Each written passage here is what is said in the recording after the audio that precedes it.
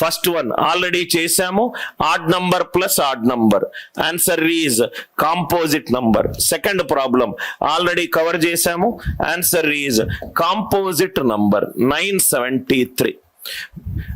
ఇది check whether 143 is prime or not. నవ్వు ఇక్కడ చూస్తే గనక ఒక నంబర్ ని ప్రధాన సంఖ్య అవునో కాదో చెప్పడానికి ఇప్పటి వరకు చాలా రూల్స్ వేసాం. ఏం రూల్స్ వేసాం చెప్పండి, కొన్ని రూల్స్. అది ఈవెన్ నంబరా లేకుంటే ఆడ్ నంబరా చూసాం, అది ఈవెన్ నంబరా లేకుంటే ఆడ్ నంబరా చూసాం. నెక్స్ట్ ఏం చేసాము, a power n plus or minus b power n rule చేసాం ఇప్పటి వరకు. A power n plus or minus b power n rule చేసాము, రైట్. థర్డ్ ఇంకో రూల్ ఉంది, నేను మీకు ఒక లిస్ట్ ఇచ్చాను 237 రూల్స్ ఉంటాయని, ఇవన్నీ ఒక్కొక్క రూల్స్.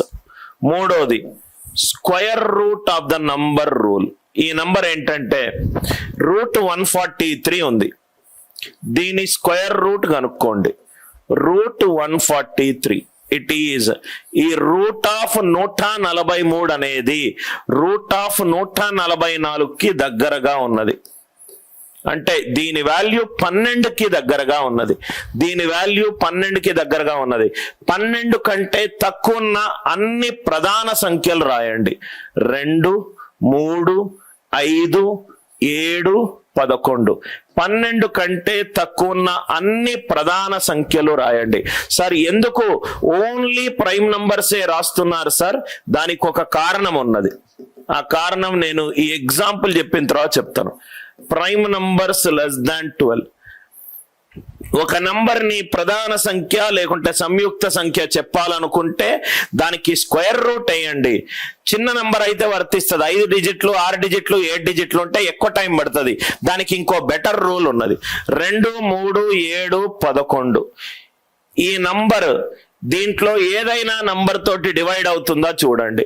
143 అనేది 11 తోటి డివైడ్ అవుతుంది. ఎందుకనంటే 11 రూల్ ఏంటంటే some of odd places minus sum of even places. 3 + 1 is 4, 4 - 4 0.